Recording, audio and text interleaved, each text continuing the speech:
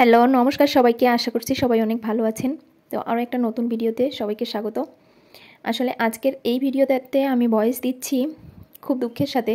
কারণ হচ্ছে এই ভিডিওটা আমি গতকালকে করে রাখছিলাম, যেটা এবং ভয়েসও দিয়ে রেখেছিলাম, ইনস্ট্যান্ট ভয়েস দিয়েছিলাম, যেটা আজকে সন্ধ্যায় আমি আপলোড দিতে চেয়েছিলাম। কিন্তু যতবারই আমি এডিট করতেছিলাম ততবারই ব্লার হয়ে যাচ্ছিল, তাই আর আপলোড দেওয়া হয়নি।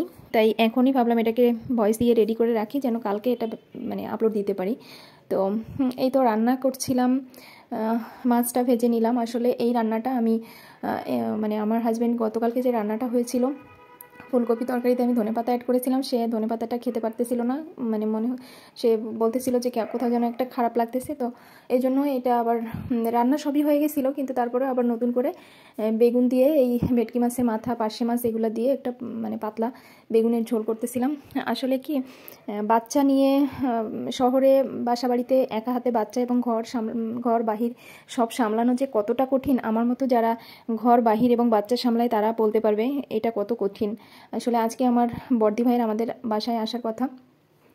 আমরা হচ্ছে আগামীকালকে একটা জায়গায় যাব, আমার এক মামার দোকানে। ওখানে হচ্ছে আমার বিয়ের সব গহনা আমি ওখান থেকে করেছিলাম, এবং আগামী মাসে আমার দাদার ছেলের অন্নপ্রাশন আছে, তো ওর জন্য একটা চেন করতে দিব।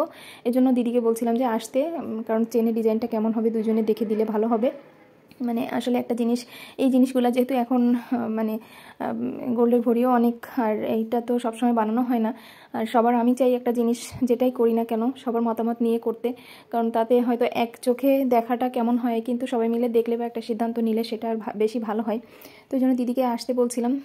তো এই জন্য ভাবলাম যে একটা তরকারি আবার করে নিই, যেহেতু ওর বাবা খেতে পাচ্ছে না। আমার বড়মাসের আবার যে কোনো একটা জিনিস যদি খেতে একবার খারাপ লাগে তো সেটা আর কখনোই সে খায় না। সেটা যতই কষ্ট করে রান্না হোক বা যত ভালো জিনিসই রান্না হোক না কেন, সে আর খায় না সেটা। তো এই তো দেখেন, আমি তার জন্য আবার নতুন করে একটা তরকারি বসিয়েছিলাম। রান্নাটা প্রায় হয়ে গেছে। আসলে আমরা একটু পাতলা ঝোল পছন্দ করি, আর আমার বড়মশাই যেহেতু একটু হেলদি, সেই জন্য আমি সবসময় তাকে এই যে কাঁচা মরিচ দিয়ে মাছের পাতলা ঝোলটাই করে দেই। এটা সে খুব পছন্দও করে। আর শুধুমাত্র খেলেই তো হবে না, আপনি যদি সারাক্ষণ তেল মশলা খেতে থাকেন, দেখবেন আপনার শরীরের ভিতরে একটা খারাপ লাগা তৈরি হবে, অসুখ বিসুখ তৈরি হবে। এগুলা যতই আপনি ওষুধ খান না কেন, আপনি কিন্তু ছাড়াতে পারবেন না। কিন্তু আপনি যদি প্লেন খাবার খান, আপনার শরীর কিন্তু এমনি ভালো থাকবে। এর মধ্যে আমি একটু দেখাচ্ছিলাম যে বাইরের ওয়েদারটা, আসলে গতকালকে বাইরের ওয়েদারটা এতই খারাপ ছিল যে মনে হচ্ছিল এই যখন তখন বৃষ্টি নামবে। সন্ধ্যার সময় অবশ্যই একটু বৃষ্টি নেমেছিল, তাই একটু দেখাচ্ছিলাম যে কেমন। তো এই তো আমি হচ্ছে মাছের ঝোলটা নামিয়ে নিব। আসলে আমার মা ঠাকুমারা সবসময় মাছের ঝোল বা যেটাই পাতলা মাছের ঝোল করলে একটু জিরা ধনের গুঁড়া দিয়ে নামায়, আর আমিও সেটাই করি। এটাতে আমার মনে হয় যে মাছের ঝোলের স্বাদটা একটু অন্যরকম আসে। আমার মতো অনেকেই হয়তো করে থাকবেন। আর সবথেকে বড় কথা কি, আমি বিশেষ করে স্বাস্থ্য বা একটু স্বাস্থ্য সচেতন, যে আমি প্লেন খাবার খেয়ে আমি নিজে ফিট থাকবো, এটা আমি ট্রাই করি সবসময়। আসলে সবসময় তো সেটা হয়ে ওঠে না। দেখুন, আমি এটা দেখাচ্ছিলাম যে ঝোলটা কতটা পাতলা হয়েছে। তো সবাই ভালো থাকবেন। আবারও ধন্যবাদ সবাইকে সাথে থাকার জন্য।